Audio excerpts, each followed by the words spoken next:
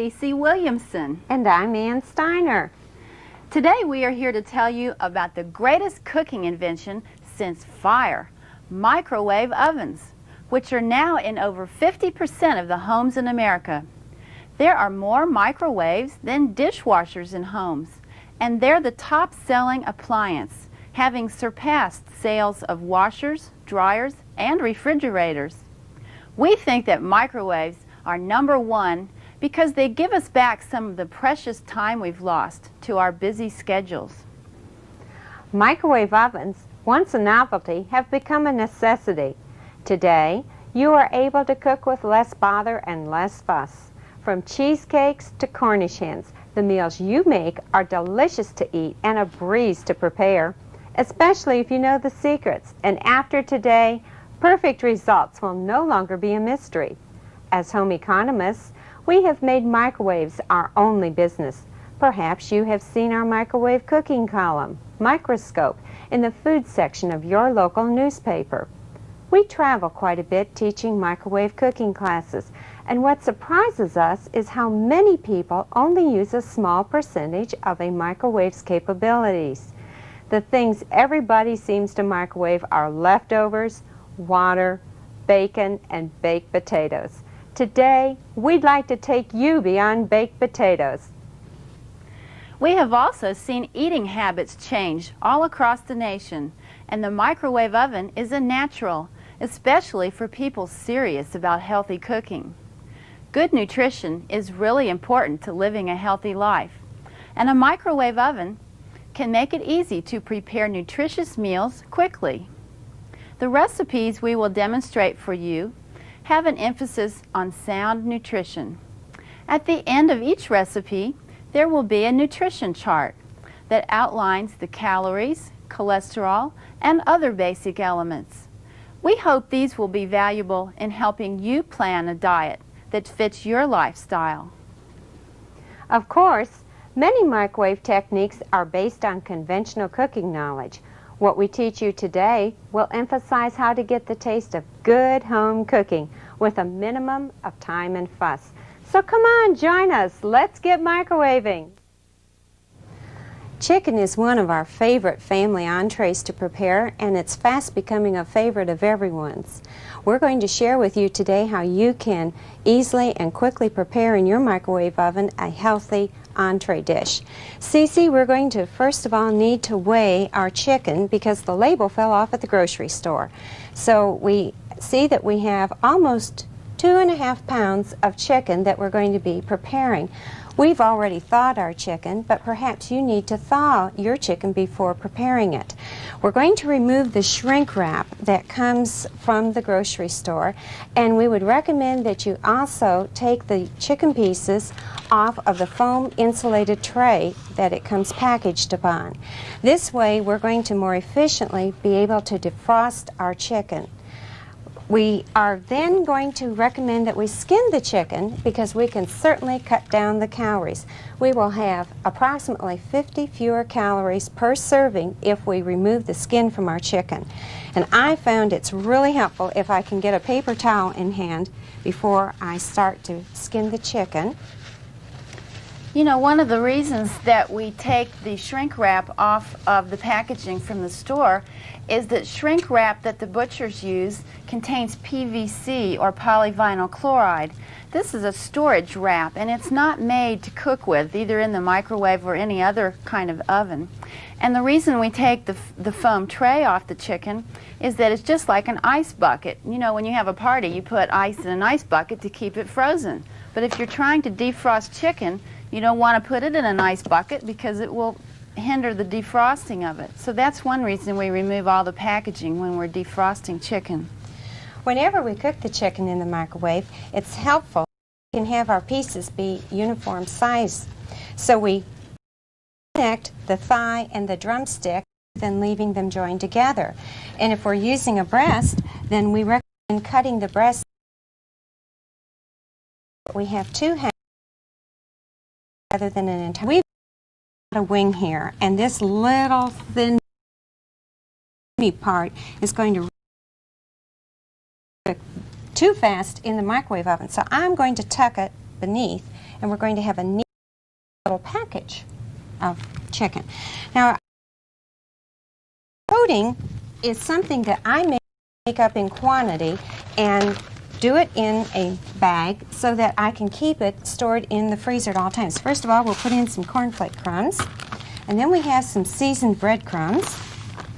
And in here we have some paprika and garlic salt, tarragon, basil. Whoops, we missed that. Just take our tongs here and loosen that. And some oregano. We can shake this all, and then we will have it so that we can coat our chicken pieces easily in the bag.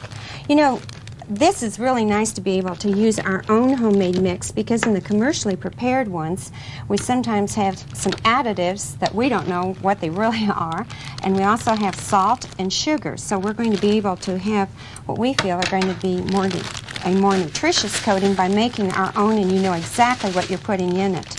You know, that's a neat looking dish you've got there. What is this? This is one of Rubbermaid's freeze, heat, and serve dishes. And with this, we can use it repeatedly, as well as going from the freezer to the microwave oven to the table. So you melted the butter right in there? Directly in that, and then we'll be able to use it for other things as well, because it is reusable. One of the things is it's really fun to cook, but it's no fun to clean up. And so when you can have a dish that has several purposes before you have to wash it, to us, that's a real winner. Of course, microwave dishes are a lot easier to clean because you don't have the baked-on crust around the outside that's difficult. A pair of tongs will certainly help you to get the chicken coated and keep your hands clean in the process. And by using our bag, we can just do our own shaking directly in the bag here.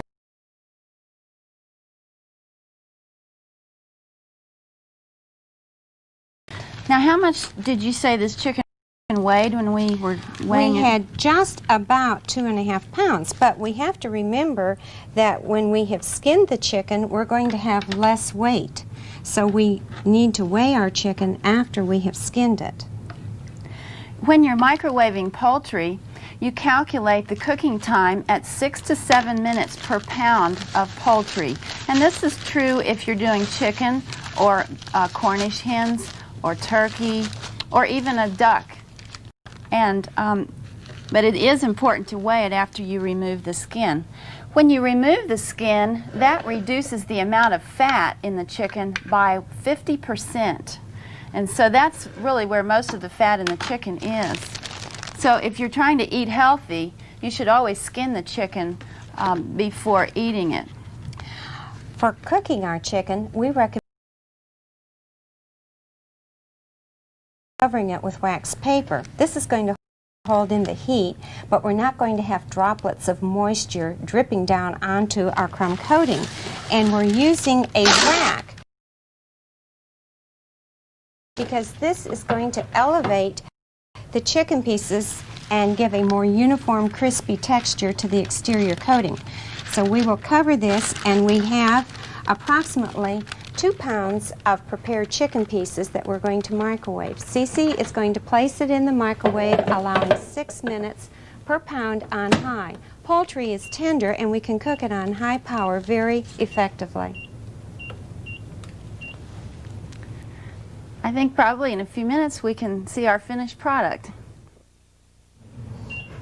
Cece, I hear the beep, and I think our chicken might be done. Let's check it.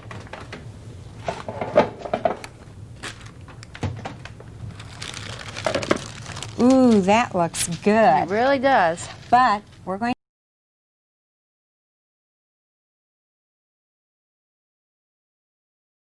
to allow it to have the standing time before we can.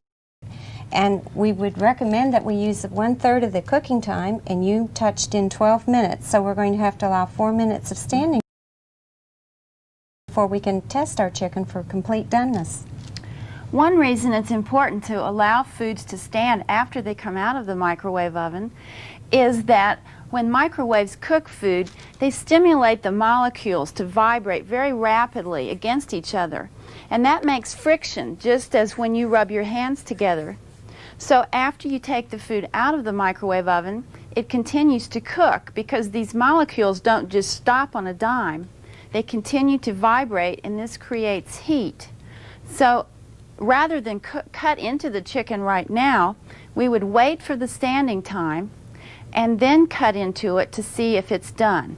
If it's not done at that point, then you can put it back into the microwave oven for additional time.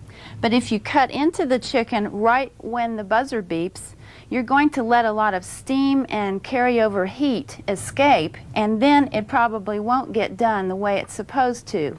I think a lot of people cook foods in the microwave oven and they don't like the results because what they've done is overcook the food, and it's because they're not patient and they don't wait for the food to have the carryover cooking time before they cut into it or decide that it's done.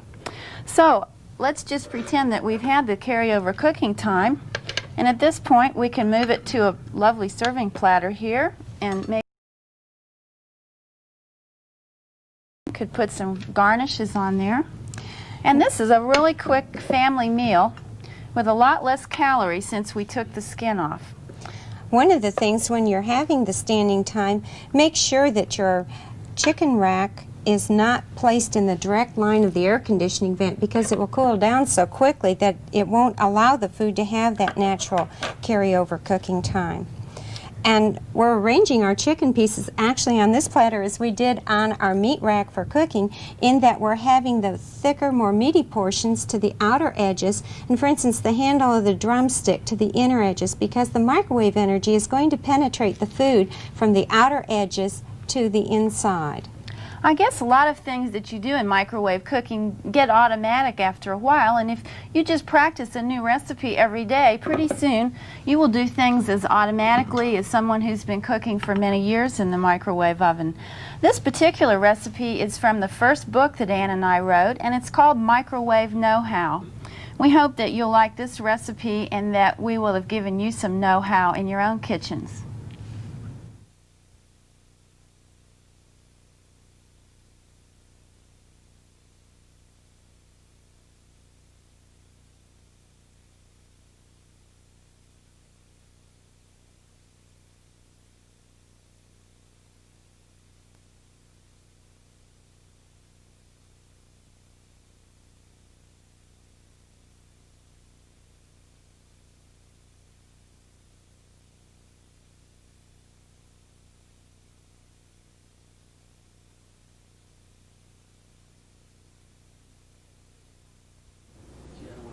The next recipe we'd like to prepare for you is Cornish hens with veggie stuffing. And this is a delightful alternative to the traditional bread stuffing that many of us have used to stuff our poultry. Cece's going to combine the celery, carrots, onion, and we have tarragon and thyme as our seasoning for this recipe.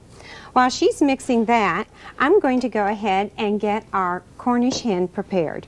We're going to sprinkle lightly some salt and pepper on the inside cavity. And we're not going to sprinkle any on the exterior because this could draw some of the microwave energy out and have a tendency to dry our little Cornish hen. After Cece has the mixture combined, I'm going to stuff our Cornish hen and then we'll truss it. And one of the things we'd like to share with you is an alternative to the traditional ball of trussing twine and scissors. We both have children, as we mentioned, and I don't know about you, but we found it's hard to keep a ball of string and a pair of scissors in the drawer. So we came up with the idea of using a dispenser of dental floss. It doesn't matter whether you use the waxed or the unwaxed, but we speak from experience when we say don't use the mint flavored. We had green racing stripes in one of our birds that we did for a program. I'll say another thing. Your kids will never walk off with the dental floss. In fact, I don't think mine touch any. Okay, when you cook Cornish hens just in the microwave oven, we like to use 70% power, and for the 2 Cornish hens, it will take about 20 minutes. It is possible to cook the hens on high power, but we think that they're so tiny and tender that they get cooked more tenderly if you use 70%, which is a reduced power level. How are you doing with the stuffing here? We're getting there. Our cavity opening is not too large, so we can't shove in a lot at one time, but we will get our veggies inserted. I can smell those delightful seasonings that we have, the tarragon and the thyme, and I think that we would really enjoy having this. While Ann is working on that, I'm going to tell you about using aluminum foil in the microwave oven. Some of you may have heard years ago that you should not use metal in the microwave oven. Well, it's true that you should not use metal pans because the metal reflects the microwaves and they wouldn't cook the food. But within the past year, the UL, or the Underwriters Laboratory, has done extensive testing with aluminum foil and foil TV dinner trays. And now it is safe for all brands of microwave ovens for you to use small amounts of aluminum foil to cover the parts of a chicken or any other food that are small and will tend to overcook. So on this Cornish hen here that we've already prepared, I'm crimping a small amount of aluminum foil over the ends of the drumsticks. Now when the microwaves hit the foil, they will be reflected off of the drumstick ends and they will enter the rest of the Cornish hen that needs more cooking. I think Ann is ready now to show you how to truss the Cornish hen for microwave cooking. It's important to hold the parts of a whole piece of poultry closely to the body, because anytime you get a part of poultry that's flaring out, such as a wingtip, it creates an antenna for the microwaves and they radiate toward the antenna. So you don't ever want to have the wing sticking out, rather you want to tie it tightly to the body of the bird so that it all cooks evenly. And that's what Ann has done. She's put the string over the wings and under the Cornish hen, and she's also tied the legs closely together so that they will cook more evenly. We're going to go ahead and tuck the remaining vegetables right in the opening here, because as our Cornish hens cook, the vegetables will lose some of the moisture and we will have some shrinkage. The principles that we've just talked about in doing Cornish hens would be the same in cooking a large piece of poultry, such as a turkey. So you can use all of these same techniques if you would like to do a larger bird. All right, we need to put some more aluminum foil on the drumsticks here. And also, you can put some aluminum foil on the wingtips here if you'd like. Now, if you're going to cook these in the microwave oven, we would advise that you take some bottled brown sauce and perhaps some paprika and brush the Cornish hens with the brown sauce and then sprinkle it with paprika to give it a prettier color. Today we're going to put these Cornish hens into the convection oven and we're going to cook by combination, and what that means is the microwave is going to cycle first into the convection mode and then alternately into the microwave mode. The benefit of this is that the Cornish hens will cook faster, but they'll get brown all by themselves without having to add any cosmetics, as we say. So we're going to put these in the oven, and you use the rack in the convection oven when you put food in here. Now this Rubbermaid dish is safe both for the convection oven and the microwave. So we're able to cook in this oven in any fashion that we like. We'll touch combination and number 4, and then we'll do 45 minutes. It isn't necessary to do any rotating when we're using the convection microwave combination cooking. If we were doing just microwaving, we would stop midway through and rotate our Cornish hens to get more even cooking. Cece, we're preparing this recipe in the combination microwave oven and using the recipe from J.C. Penney's Microwave Oven Cookbook. I notice you have hot pads in hand, and you'll need that to handle the hot dish as you remove it. When you use a microwave oven, you don't need pot holders. But you have to remember when you're using the combination mode that this dish will be hot. This is one of our favorite dishes for the microwave as well as the combination oven because it has this rack for meat that is a separate part of the dish. Then you can also make a casserole such as lasagna or some other groups of foods in the 3-quart dish. And it also comes with a lid, which is handy for storing food. I'm ready for dinner. Looks good to me.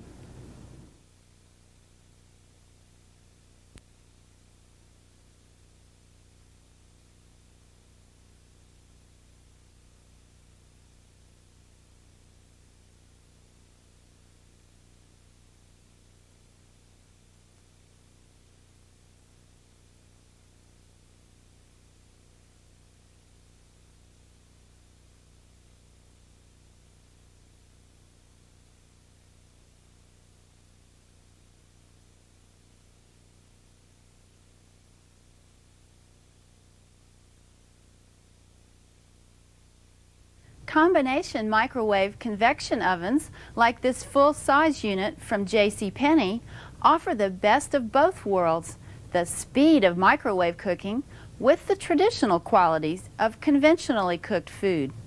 You can set the oven to cook in 4 different ways: convection, broil, combination, and microwave. Cooking by convection heat is as easy as cooking with a conventional oven. The difference is that convection ovens work by circulating hot air into the oven cavity. The hot air is circulated around the food, cooking it quickly and evenly. This gentle, thorough distribution of heat lets you cook even the most delicate foods like pastries or soufflés with confidence. And meats or poultry cook with a beautiful, even browning. For convection cooking, you can use the same cookware that you use for regular oven use. For best browning results, bake layer cakes, breads, and muffins in pans which have shiny sides and dull bottoms. Bake pies in dull, dark pans.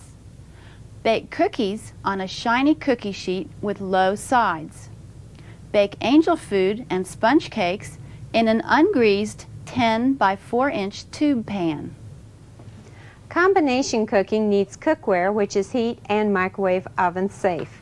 Oven glassware and ceramic dishes are ideal for combination cooking. Some microwave safe plastics are also heat proof up to specific oven temperatures. Check manufacturers' recommendations concerning the use of their plasticware in conventional ovens.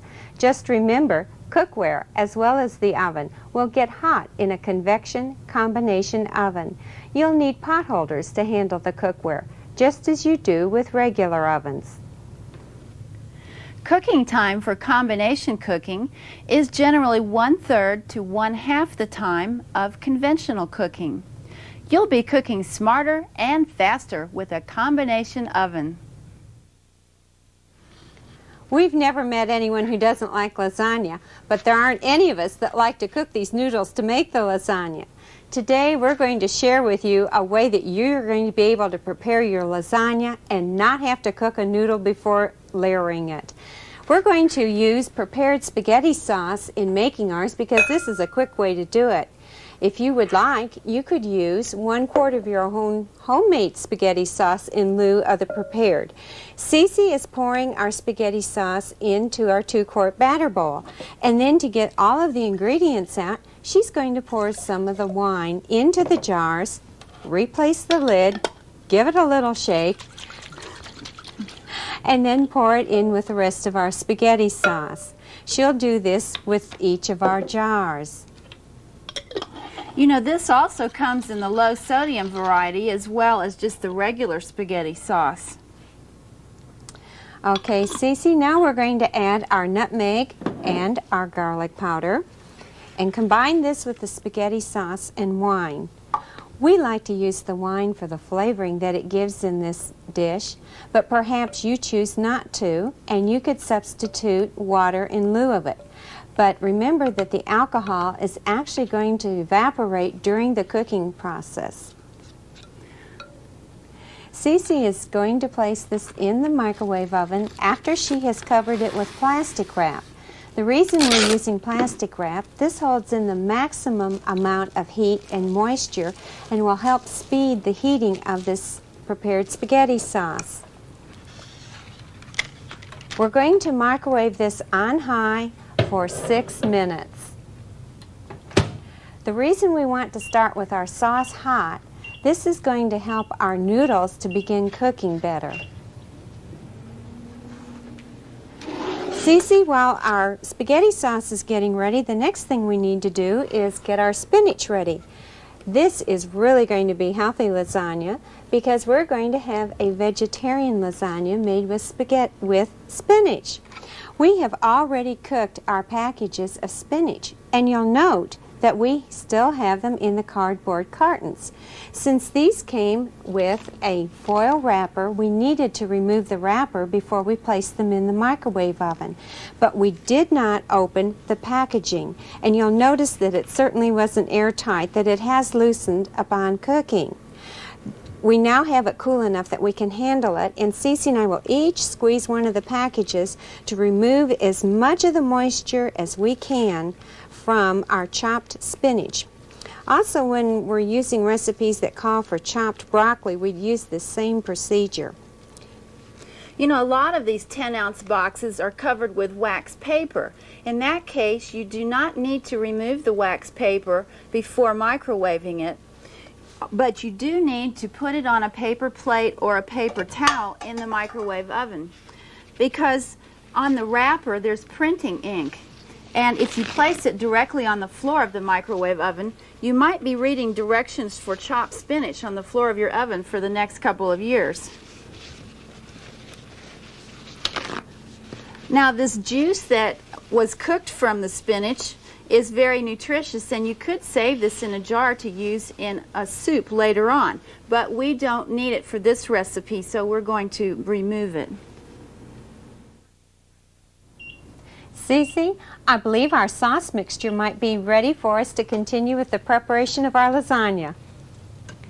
When Cece brings our sauce over, we're going to remove 1½ cups and pour into another utensil and use that at a later step in the preparation of this recipe.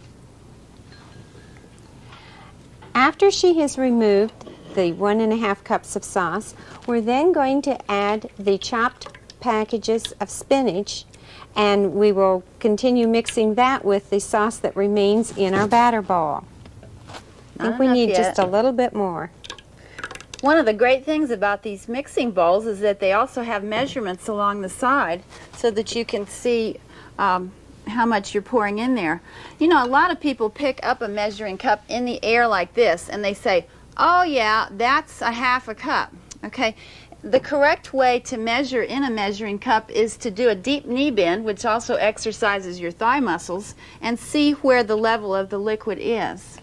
You didn't realize you were going to get an exercise lesson along the way too, did you? While I add the chopped olives to this part of the spaghetti sauce, Cece is combining the chopped spinach in that sauce, and we can then begin to layer our lasagna. One of the important things to remember when making lasagna using these uncooked noodles is to get the sauce hot before you layer the uncooked noodles with it. Since you really need a lot of heat and moisture to soften the noodles, this is important in getting the final product done correctly. We're going to use this rectangular utensil, and it's going to be just perfect for doing our lasagna. Cece is going to pour 1/2 of the mixture in our 2-quart batter bowl into the bottom of our lasagna pan. When she has this spread in the bottom, we will then start placing our noodles into the mixture that she has put in the bottom. We're going to position 3 noodles so that they are horizontal in the pan, and then our 4th noodle we're going to need to break so that it fits into the pan. We recommend that you press the noodles down to make contact with the mixture that is in the bottom of the pan, because this is going to help these raw noodles to take on some of this moisture and to begin the tenderizing of them. We just like to use the edge of the counter to break our noodle so that it will fit the end of our lasagna pan. Now we put half of our cottage cheese mixture on top of the noodles, and you'll notice how easy it is to spread this mixture when the noodles are uncooked. If you've ever made lasagna before where you pre-cook the noodles, you know when you spread the cheese, sometimes the noodle just goes all the way down to the other end of the dish. So this even makes assembling the casserole a lot easier as well. And what are the other ingredients in here with the cottage cheese? We have the cottage cheese. We have 1 beaten egg, and we have some pepper in with this, as well as some Parmesan cheese. And we have combined all of that together. And then we're going to use some mozzarella cheese next on this layer. And then we're going to repeat our layers again. Some of you might be interested to know how we got into this business. About 1979, we were teaching microwave cooking classes, and we realized that people were asking the same questions all the time. And back in 1979, only 16% of American homes had microwave ovens. But we went down to the food editor of our local newspaper and volunteered our services as home economists, writing a regular microwave cooking column for the newspaper. Well, she liked our idea, but we had to be interviewed by several other editors who were above her in rank. And one of them happened to be a man who was using his microwave oven as a bread box. So by the time we talked to him, we figured we had the job, because if you're using your microwave oven for a bread box, you're really not getting all of the fun and the benefits out of using it. You might note that I have placed the noodles at the opposite end of this utensil so that I have the broken edge of the noodle at the other end now. We feel that this is going to help it stay together when we're ready to cut our nice uniform slices. You know, another benefit of cooking the noodles this way is that you don't need to drain the noodles and lose some of the nutrients that would be rinsed off after cooking them conventionally.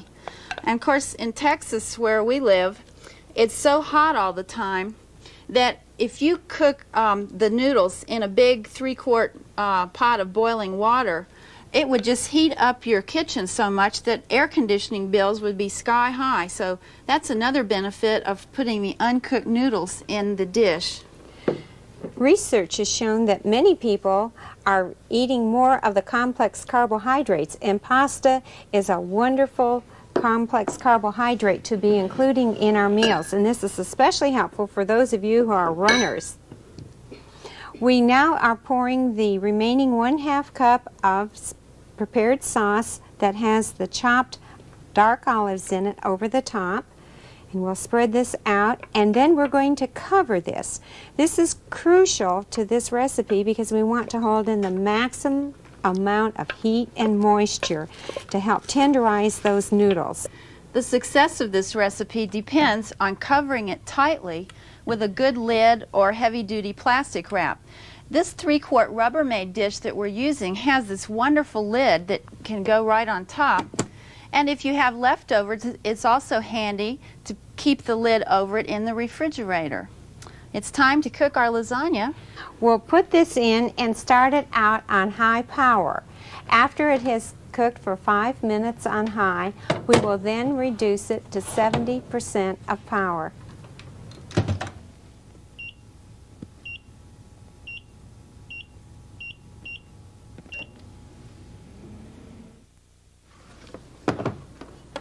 Ooh, that looks wonderful. Wait, we're going to need to leave the cover on for the standing time. This is critical to this recipe. We need to allow it to stand for at least 20 minutes because those noodles would not be done if we would cut into it at this point. After 20, it could even go for 30 minutes. Then you'll be able to cut nice uniform pieces of lasagna and enjoy. The thing I like about it is having leftover lasagna, because you can freeze it in a microwave-safe dish, such as those made by Anchor Hocking, and then you can reheat and defrost on 70% power, and the lasagna will taste as fresh as when we cooked it just now. Cece, I noticed that you're using a nylon utensil to cut our lasagna, and this is a good choice because we don't want to use a sharp knife in any of the plastic cookware because it could leave marks in it. That looks fantastic. We'll have a little extra Parmesan that we can have with it, and to you, and to you. Here's to your good health.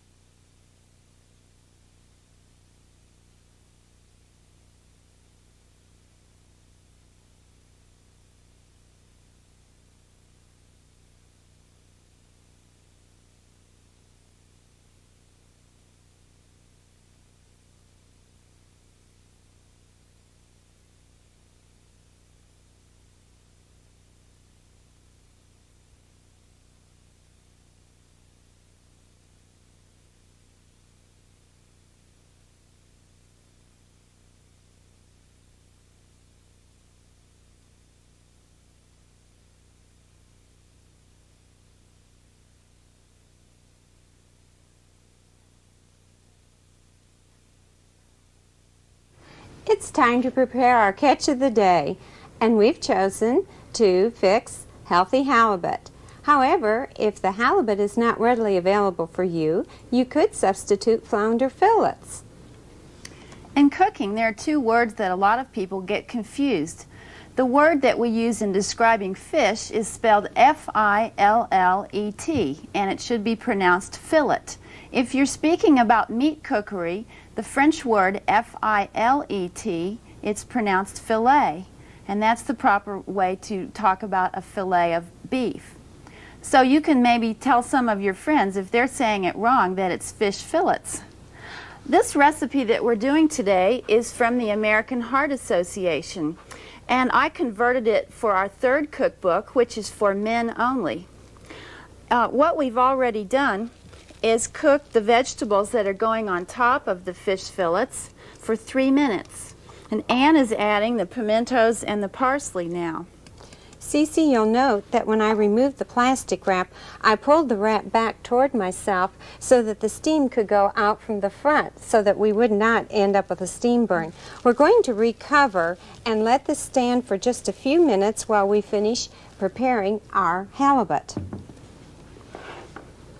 We're going to use some seasonings on our halibut steaks, which we have placed in opposite directions to give more uniform cooking. This is a 12-inch baking sheet from Anchor Hocking, and as you see, you can use it for just about any food that will fit on it. It's also safe in the conventional or the convection oven up to 400 degrees. This is really beautiful fresh dill that we're using. Another thing to remember about herbs when you have them dried is not to store them near your stove. Fresh herbs or dried herbs lose their volatile flavors very rapidly, so that you should store them in a cool place. All right, one thing we're going to do since we've cooked the vegetables is to pour off the moisture that has collected. Vegetables have quite a lot of water in them, and we need to pour it off before we put the vegetables on top of the fish, and I'll let Ann do that now. By keeping our plastic wrap on the top of our cook and measure bowl, we can expose the pouring spout, and our liquid will drain very quickly and easily into this custard cup, and yet we will still have our vegetables in the cook and measure bowl. The reason that we cook the onion and bell pepper and the mushrooms before we put it on top of the fish is that fish is one of the fastest things you can cook in your microwave oven. In fact, when you're fixing fish for dinner, you need to get your whole group to the table and in their seats before you put this fish in the microwave oven, because from this point on, it's only 4 minutes. And you know, Cece, one of the beautiful things about preparing fish is that we're going to get our omega-3 fatty acids, and these lower the level of triglycerides and cholesterol in our blood, and it also helps prevent blood clots. It's recommended that we prepare fish twice a week for our diets. This really looks pretty, I think, with all these multicolored, low-calorie vegetables on top of it. After Cece puts our vegetables on top, we have combined the wine and the lemon juice, and we're going to pour this over the top to poach our fish. If you prefer not to use the wine, then you could substitute broth instead. The proper covering for fish is wax paper. That's because it holds in the heat, but it doesn't allow drops of moisture to condense on the back and drip on our food. So we'll just lay a piece across the fish before we put it into the oven.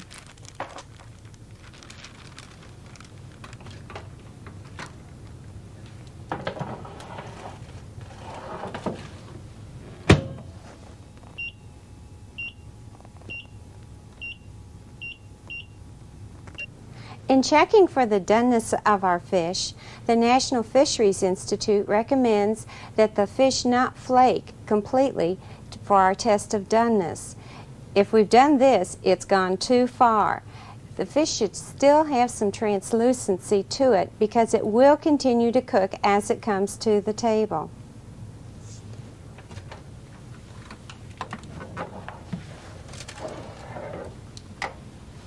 Have you got your fork ready? We're ready to see about our doneness test. Oh, how attractive. You'll notice that the fish has developed an opaqueness to it, and yet if we move some of the vegetables to the side, we might see some slight translucency in the very center area. This will complete cooking as we take it to the table. And Cece, we're only going to have 188 calories per serving with this delicious dish. Oh, I feel thinner already.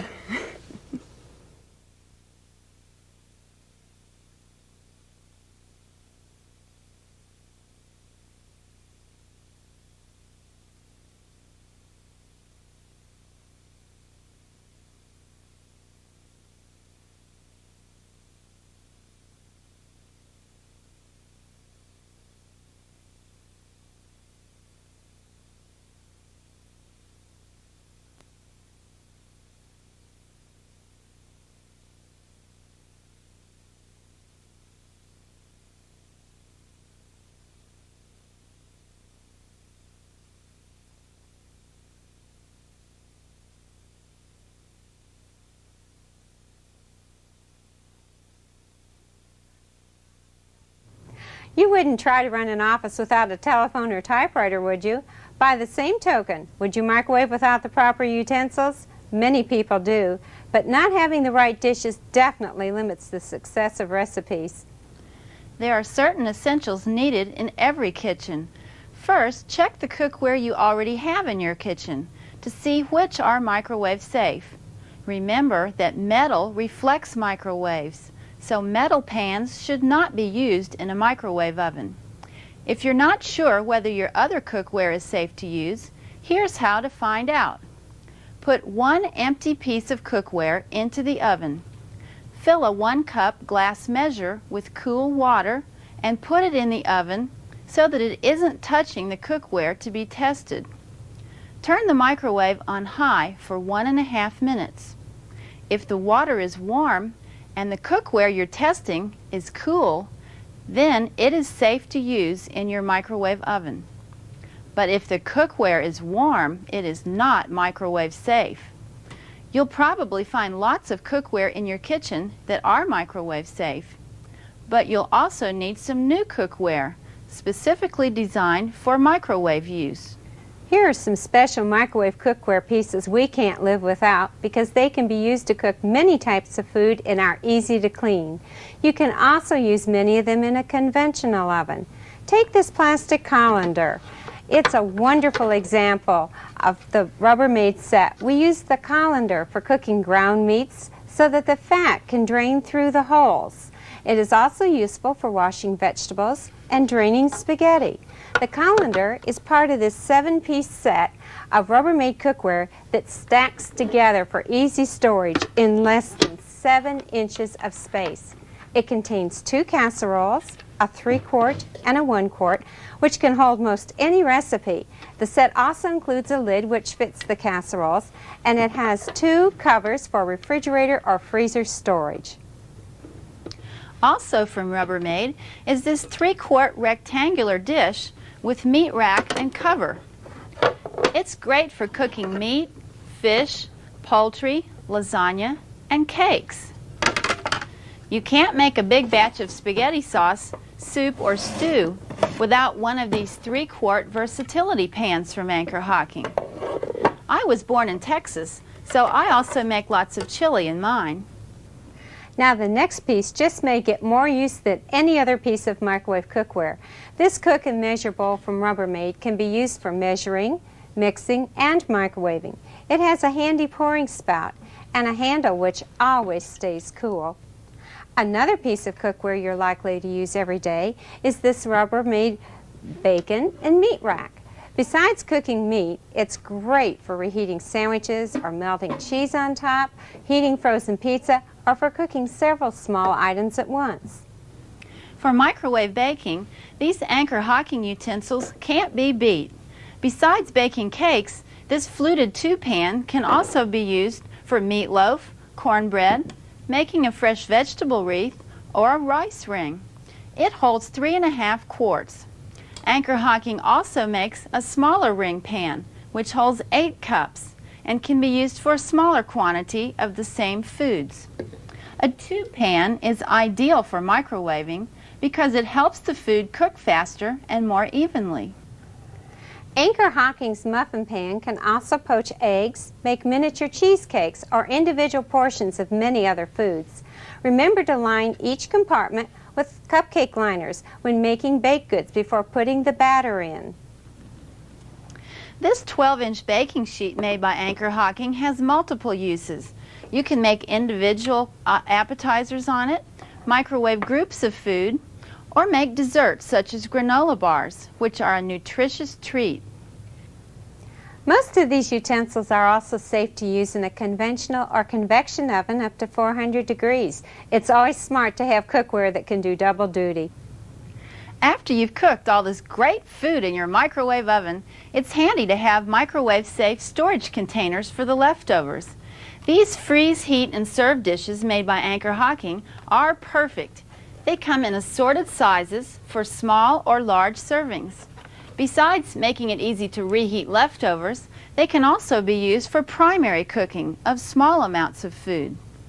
It may be fun to cook, but it's sure no fun to clean up.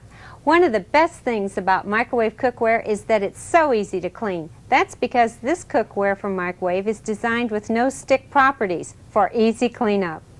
Most microwave cookware can go from freezer to oven to table in minutes and then into the dishwasher. Now let's get back to cooking. Now we're talking my language, Tex-Mex. This is one of our favorite recipes, and it starts with a pound of ground beef. Most people who are in a hurry will pull a pound of ground beef out of their freezer and defrost it in the microwave and then make dinner out of it. We wanted to show you, before you put the meat into the freezer, you should make a donut out of the meat. And this way it will be twice as fast to defrost. Because when you have a brick of ground beef, the last place that gets defrosted is the center. But if you'll just take your fingers and make a donut shape in the middle, then it will defrost twice as fast. Now, when we defrost foods in the microwave, we always remove the shrink wrap that was on the meat, and we will also remove the styrofoam tray. And then we will transfer it into the utensil for our recipe.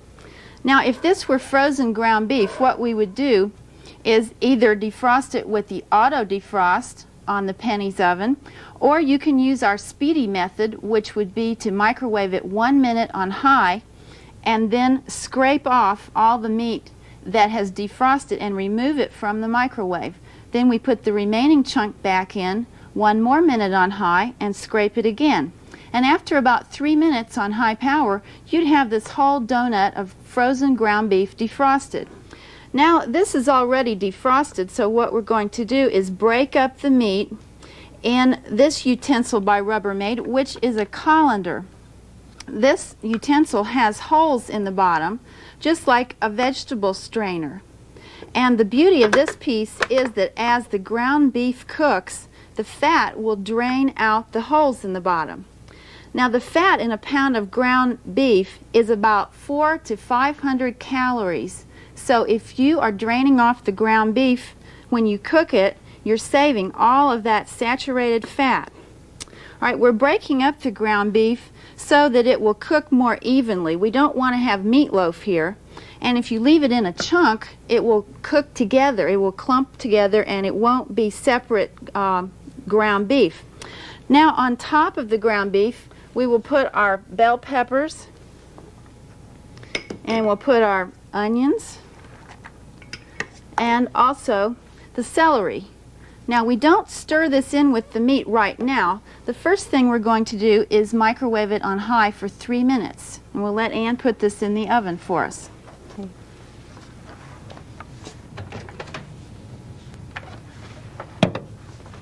We're not going to use a cover on this. It isn't necessary. It cooks fine without covering it first.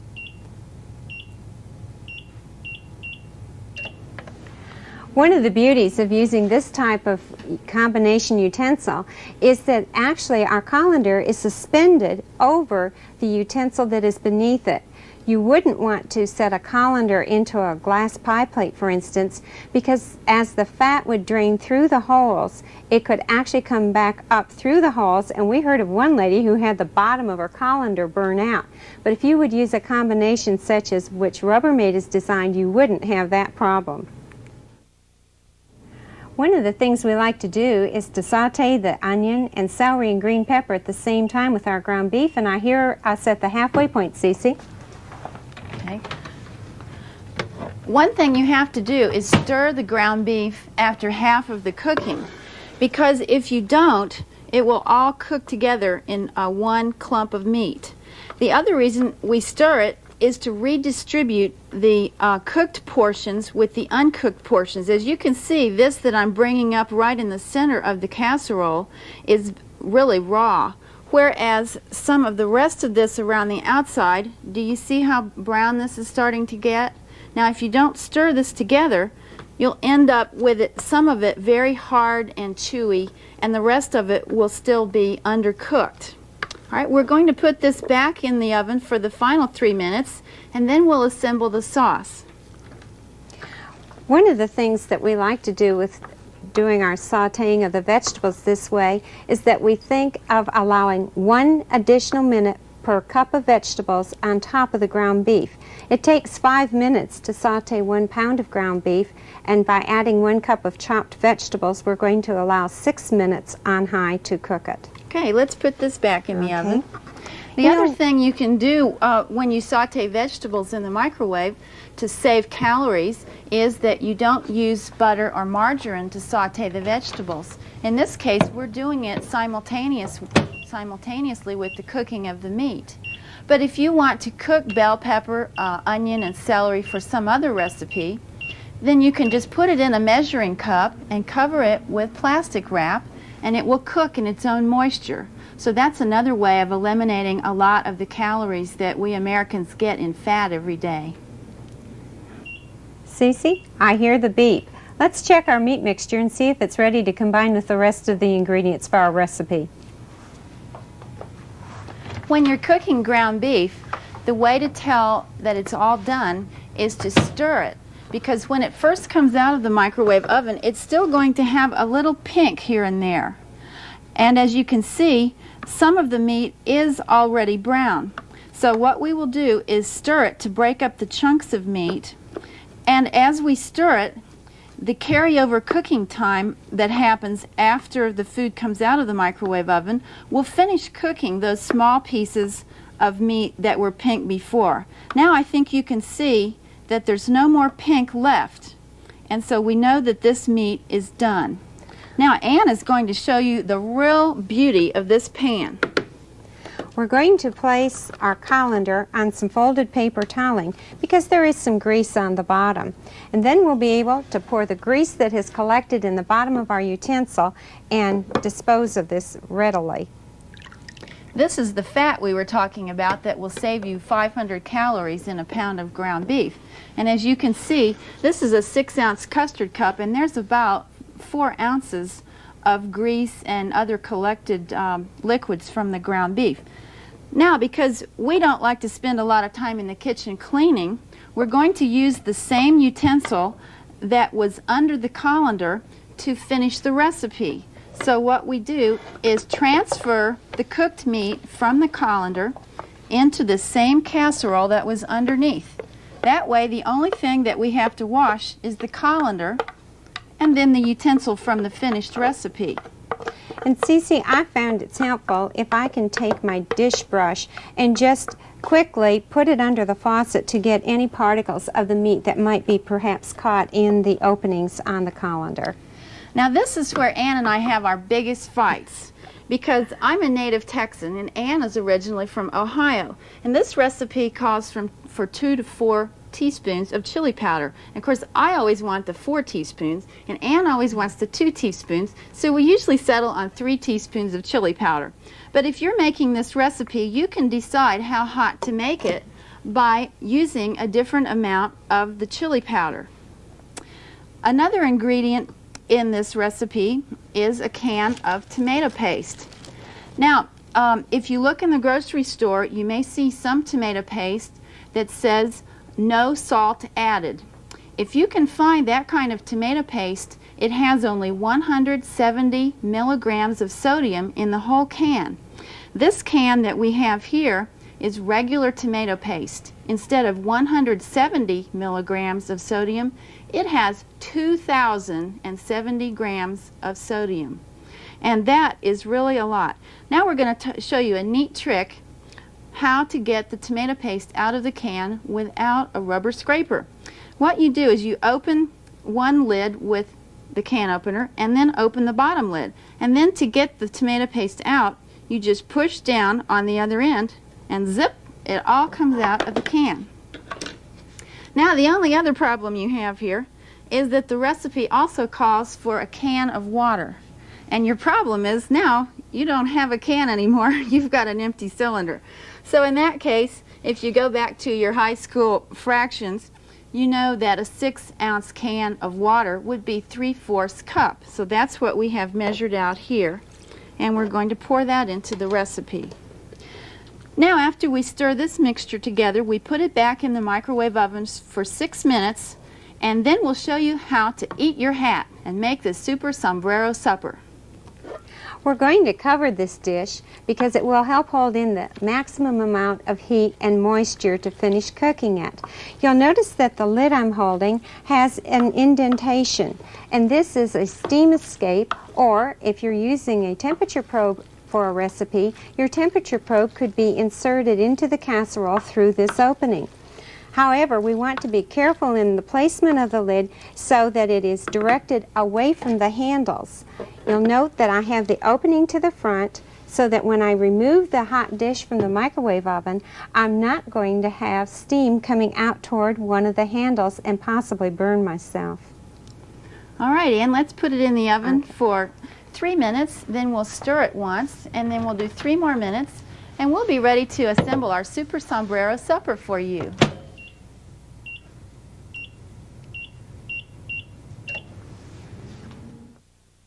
And if you'll get our meat sauce out of the microwave oven, we'll show everybody how to assemble the final sombrero supper. You'll need a 12-inch round tray. It does not have to be microwave safe because it does not get cooked any farther in the microwave oven. All we do is stir the meat sauce and we'll mound it into the center of our 12-inch round tray. This becomes the crown of the sombrero. And you'll see why we say you can eat your hat this time. Okay, so just pile it up right in the center of the tray, and then Ann is going to take some of the chips and start making our hat brim.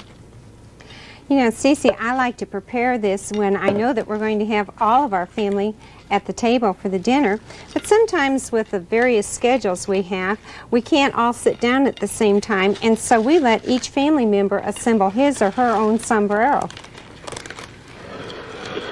Now, chips are not very nutritious. In fact, about 10 of these chips would be 150 calories, and they would contain 233 milligrams of sodium. Now, this is quite a bit when you think that people should not have more than about 700 milligrams of sodium per day. So instead of using these chips, if you'd like to lower your calories and your sodium, you could take some corn tortillas and put the meat sauce in the tortilla and roll it up, and then you would only get 65 calories for one corn tortilla, and wait till you hear this. 1 milligram of sodium is all there is in a corn tortilla. It is practically non-existent. In fact, if you tried to put 1 milligram of sodium into the palm of your hand, it would be a grain of salt. So that it would be a healthier way to eat this dish. However, you know, being from Texas,